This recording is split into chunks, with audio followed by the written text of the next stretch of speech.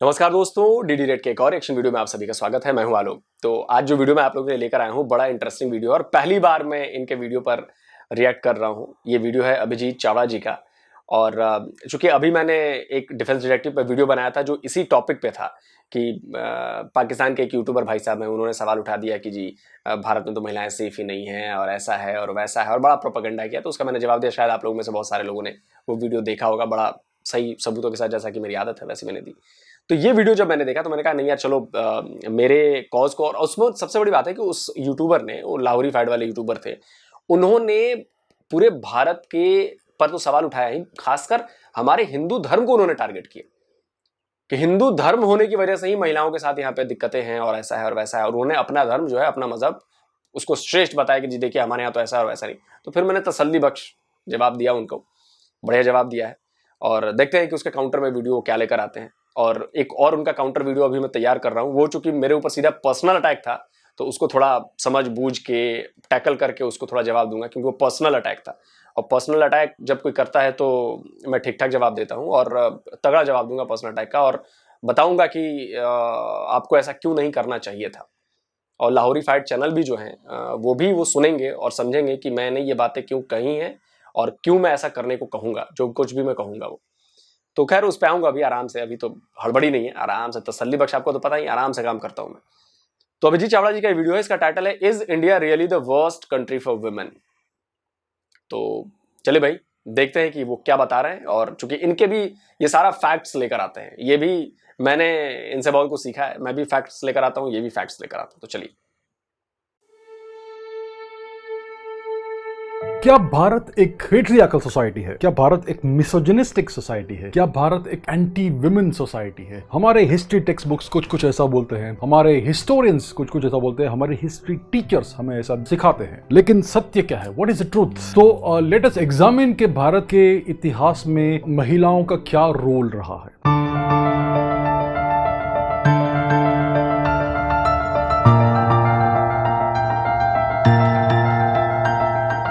भारत का इतिहास शुरू होता है वैदिक युग से, द वैदिक एज। ऋग्वेद भारत का सबसे पुराना लिटरेचर है, पूरे विश्व का सबसे पुराना लिटरेचर ऋग्वेद है। तो ऋग्वेद में बहुत सारे श्लोक है, बहुत सारे वर्सेस है, और अगर आप उसके एनालाइज करेंगे तो आपको दिखेगा कि कम से कम 30 से अधिक ऋषिकाओं ने ऋग्वेद के श्लोकों में कंट्रीब्यूशन किया है। जैसे कि गार्गी है, लोपामुद्रा है जिनके पति थे ऋषि अगस्त्य, और बहुत सारी महिलाएं हैं जिन्होंने ऋग्वेद के श्लोकों में कंट्रीब्यूशन किया है। तो ऋग्वेद सबसे पुराना लिटरेचर है पूरे ह्यूमैनिटी का, जिसमें एक सिग्निफिकेंट परसेंटेज महिलाओं ने कंट्रीब्यूट किया है। आप अपने आप को पूछिए, आपका जो भी फेवरेट नॉन धार्मिक रिलीजन है उसके सबसे सेक्रेड, सबसे होली टेक्स्ट में कितना प्रतिशत महिलाओं का योगदान है? आपको एसेंशियली मिलेगा 0%। सिर्फ भारत में आपको यह मिलेगा कि सबसे पुराना और सबसे सेक्रेड टेक्स्ट में बहुत अधिक महिलाओं का योगदान है। और अगर आप बाकी दूसरे धार्मिक संप्रदायों के टेक्स्ट देखिए, अगर आप जैनिज्म के टेक्स्ट देखेंगे, अगर आप बुद्धिज्म के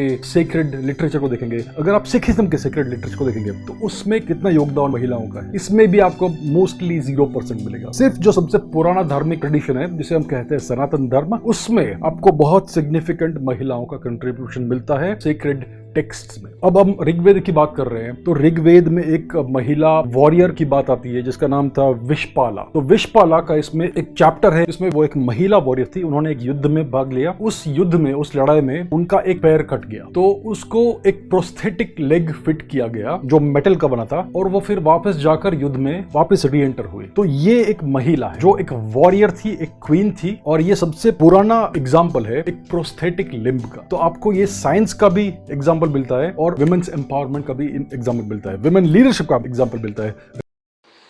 विशपाला के बारे में थोड़ी सी जानकारी मैं आपको दे दूं, क्योंकि मैं भी ये सब बड़ा इंटरेस्ट रखता हूं मैं ये सब पढ़ने में। तो विशपाला जो थी वो बेसिकली एक कबीले में थी, और उस वक्त क्या होता था कि दूसरे कबीले वाले या जो दूसरे उसके लोग होते थे वो गोधन को चुरा ले जाते थे।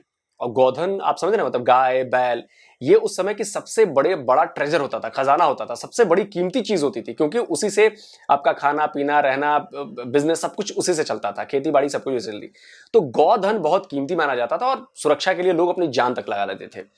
तो विशपाला वैसी ही एक लड़ाई में गई थी जहां पे दूसरों ने उनके गोधन को चुरा लिया था। तो उनसे अपना गोधन वापस पाने के लिए उन्होंने लड़ाई लड़ी और उसी लड़ाई में उनका पैर कट गया। तो कहा यह जाता है कि अश्विनी कुमार, जो बेसिकली देवता माना जाते हैं, 2 भाई हैं अश्विनी कुमार, तो उनको बेसिकली वो डॉक्टर्स हैं, अगर आप यूं कहें तो वो डॉक्टर्स हैं, वो दवाइयां बनाते हैं, औषधियां हैं, लोगों को ठीक करते हैं।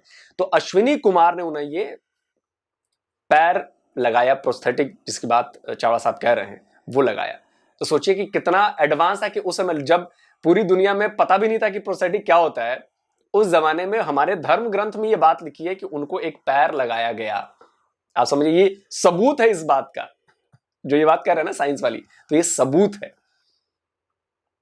ऋग्वेद में जो सबसे पुराना फेज है भारतीय इतिहास का और लिटरेचर का, अगर आप थोड़ा आगे जाएंगे रामायण के युग में, तो एक बहुत इंपॉर्टेंट महिला आती है जिनका नाम था कैकेयी, जो गांधार से थी ओरिजिनली। हम उसे एक विलेन के रूप में देखते हैं क्योंकि उन्होंने श्री राम का वनवास जाने का ये फोर्स किया था अपने पति से। लेकिन इसका बैक स्टोरी क्या है? तो जब राजा दशरथ एक युद्ध में लड़ रहे थे, तब उनके साथ उनके रथ में उनकी पत्नी थी कैकेयी, उस युद्ध में उनके साथ पार्टिसिपेट कर रही थी। अब राजा दशरथ घायल हो गए और युद्ध में आगे लड़ नहीं पाए, तो उनकी पत्नी कैकेयी ने युद्ध का कंटिन्यूएशन किया और अपने पति को बचाया और युद्ध भी जिताया। और उनके इस योगदान के लिए दशरथ ने उन्हें एक वरदान दिया एसेंशियली कि आपको जो चाहिए मैं आपको दूंगा, आप जब भी मांगो। और इसलिए फिर कैकेयी ने इवेंचुअली दशरथ से मांगा कि आप श्री राम को वनवास भेज दीजिए ताकि मेरा पुत्र राजा बन सके। तो ये एक अच्छा काम नहीं किया कैकेयी ने, लेकिन आपको इसमें भी दिखता है कि वो एक वॉरियर थी और उन्होंने अपने पति की जान बचाई और युद्ध में भी जिताया। तो ये once again women's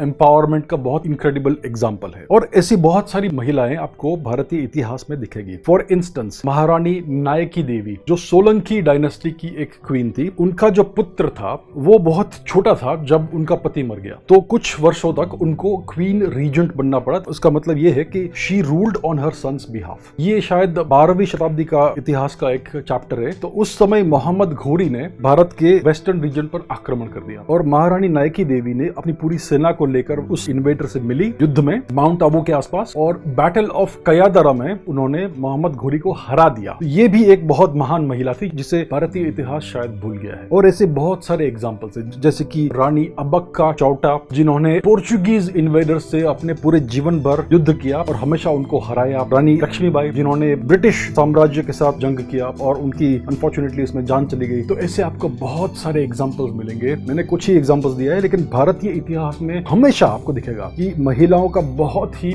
prominent role रहा है और उनका बहुत ही सिग्निफिकेंट योगदान रहा है। कल्चर में, लीडरशिप में और हर क्षेत्र में महिलाओं का बहुत ही अधिक योगदान रहा है। आपको ये किसी भी संस्कृति में, किसी भी सभ्यता में, किसी भी सिविलाइजेशन सोसाइटी में कहीं भी और ऐसा नहीं दिखेगा। तो भारतीय सोसाइटी में अगर महिलाओं का स्तर इतना ऊपर था, तो पिछले 1000 वर्ष में क्या हो गया? ये हुआ कि फॉरेनर्स आकर भारत पर राज करने लगे, ग्रेजुअली, धीरे धीरे। इनिशियली तुर्कों ने भारत पर राज किया। अब तुर्कों का कल्चर बहुत ही अलग था भारतीय कल्चर से। उनके रीति रिवाज, उनके ट्रेडिशंस बहुत अलग थे। उनके व्यू पॉइंट से महिलाएं एक कमोडिटी थी। महिलाएं एक पीस ऑफ मीट की तरह से उनको तुर्क देखते थे। इसके कारण भारतीय महिलाओं को छुप जाना पड़ा। सबसे पहले उनको अपना चेहरा कवर करना पड़ा, अपना पूरा शरीर कवर करना पड़ा, और फिर उनको अपने घरों में ही रहना पड़ा ताकि उनकी इंटेग्रिटी बची रहे। और फिर ये धीरे धीरे धीरे धीरे सदियों के ऊपर ऐसा हो गया कि ये पूरा ट्रेडिशन ही बन गया कि महिलाएं अंदर ही रहेगी, महिलाएं दब कर ही रहेगी, क्योंकि अगर बाहर निकलेगी उनके ऊपर हमला हो जाएगा, अत्याचार हो जाएगा। और ये धीरे धीरे भारतीय कल्चर में इनग्रेन हो गया।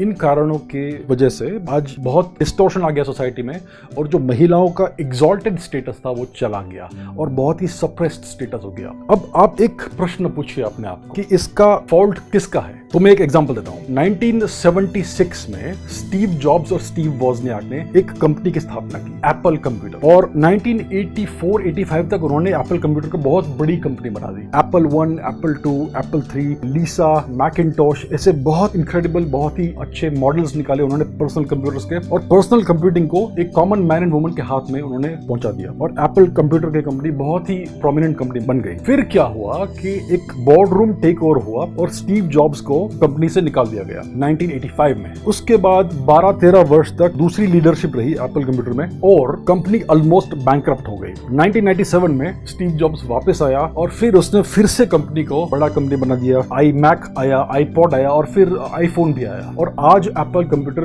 विश्व की सबसे वैल्यूएबल कंपनियों में एक है। उसका वैल्यू $2 ट्रिलियन के अधिक है। तो ये बीच के जो 12 वर्ष आए जिसमें एप्पल कंप्यूटर ऑलमोस्ट बैंकरप्ट हो गया, इसका फॉल्ट किसको हम देंगे? क्या हम एप्पल कंप्यूटर कंपनी के एम्प्लॉइज को रिस्पॉन्सिबल ठहराएंगे या हम लीडरशिप को रिस्पॉन्सिबल ठहराएंगे? मैं सोचता हूं आप बोलेंगे कि it is the leaderships fault कि एप्पल इतना ऑलमोस्ट बैंकरप्ट हो गया। तो अब अपने आप से यही पूछिए कि 1000 वर्ष तक भारत का लीडरशिप फॉरेनर्स के हाथ में था, तो भारत की सभ्यता में, भारत की सोसाइटी में अगर डिफेक्ट्स और डिस्टॉर्शंस आ गए तो इसका फॉल्ट किसका है? भारतीय सिटीजन्स का या फिर फॉरेन लीडरशिप का? Who will you blame? Will you blame the victim और will you blame the oppressor? तो ये करना पड़ा अनफॉर्चुनेटली बिकॉज ऑफ सर्कमस्टांसेस। लेकिन अब ऐसा करने की कोई आवश्यकता नहीं है। अब भारत इंडिपेंडेंट हो गया है और अब आप अगर देखेंगे तो महिलाओं का स्टेटस अभी धीरे धीरे अच्छा हो रहा है। महिलाएं अब एस्पिरेशनल हो सकती है, महिलाएं अपना फुल पोटेंशियल प्राप्त कर सकती है, specially in the urban areas. लेकिन अभी भी भारत के रूरल एरियाज में वो पुरानी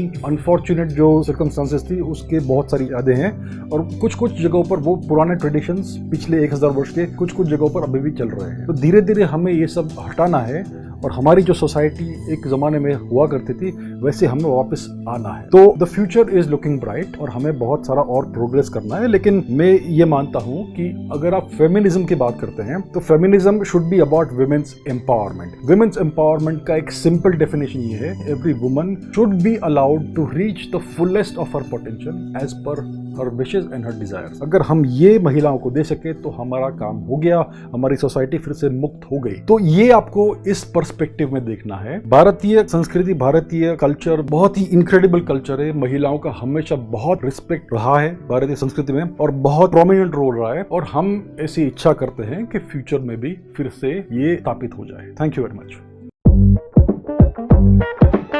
बहुत ही अच्छे तरीके से सबूतों के साथ समझाए। मैं इसमें ऐड ऑन करना चाहूंगा। देखिए आपने कभी ध्यान दिया कि जब हम नाम लेते हैं तो सीता राम कहते हैं, राम सीता नहीं कहते, सीता राम कहते हैं। जब हम नाम लेते हैं तो राधा कृष्ण कहते हैं, कृष्ण राधा नहीं कहते, यानी कि महिला का नाम पहले आता है। तो ये हमारे कल्चर का हिस्सा है। ये हो गई पहली बात। दूसरी बात मैं ये कहना चाहता हूं कि आजादी के बाद हमने इंदिरा गांधी को प्राइम मिनिस्टर बनाया। अभी द्रौपदी मुर्मू जो है वो एक आदिवासी महिला हैं और वो हमारे देश की राष्ट्रपति हैं। तो ये है बदलाव, ये है जो बात उन्होंने कही ना विमेन एम्पावरमेंट की, तो ये है असली विमेन एम्पावरमेंट और ऐसा ही होना चाहिए। मर्द और औरत दोनों बराबर हैं। जैसे सबको मौके मिलते हैं वैसे ही सबको बराबर का मौका मिलना चाहिए, बराबर का पोटेंशियल है। तभी तो इंदिरा नूई को देख लीजिए आप, वो जो बायोकॉन है, शायद बायोकॉन कंपनी है, उनकी सीएमडी को देख लीजिए और ऐसे ऐसे बहुत सारे, मैं आपको हजारों एग्जाम्पल दे सकता हूं जहां पर इंडिया की महिलाओं ने कमाल कर दिखाया है। और ये कमाल सिर्फ अभी नहीं हुआ है, जैसा कि उन्होंने कुछ एग्जाम्पल दिए उसमें मैं आपको बताना चाहूंगा कि सरोजनी नायडू रही हैं हमारे यहाँ। हमारे यहाँ एक से बढ़कर एक राइटर रहे, महादेवी वर्मा रही, महाश्वेता वर्मा रही हैं, आपके और भी कई सारे बड़े बड़े राइटर्स रही हैं। जेके रॉलिंग जिन्होंने हैरी पॉटर लिखी, वो सोचिए इतनी बड़ी महिला है। तो महिलाओं के लिए हमारे धर्म में भी और हमारे यहाँ भी, अब चूंकि बीच का जो इन्होंने ये समझाया उसकी वजह से प्रॉब्लम्स हुई हैं, लेकिन वो प्रॉब्लम्स अब धीरे धीरे दूर होनी, क्योंकि जब हम भूतकाल में जाएंगे तो महिलाएं बड़ी पावरफुल हुआ करती थी, बहुत पावरफुल। आप समझिए कि ये तो लिखा हुआ है कि पहले हमारे यहाँ की महिलाओं को स्वयंवर करने की ताकत थी, यानी कि वो अपना जीवन साथी खुद चुन सकती थी। रामायण में सीता जी ने स्वयंवर ही हुआ था ना, कई जगहों पे द्रौपदी का भी स्वयंवर हुआ था महाभारत में। तो सोचिए कितनी पावरफुल बात थी, है कि नहीं? तो इस लिहाज से सोचिए। और देखिए लड़के लड़की में भेदभाव अब बहुत कम रह गया है, ठीक है रूरल में है, लेकिन शहरों में लोग समझ गए हैं। और मैं ऐसे कई मेरे दोस्त हैं जिनके सिर्फ बेटियां हैं और वो उन्हीं से बहुत खुश हैं, उन्हें बेटियों की जरूरत नहीं है, वो बेटियों को ही सारी सुविधा देते हैं। और जिनके बेटा और बेटी भी है तो दोनों को बराबर चीजें दी जा रही है, बराबर तरीके से पाला जा रहा है, दोनों में कोई कमी नहीं की जा रही।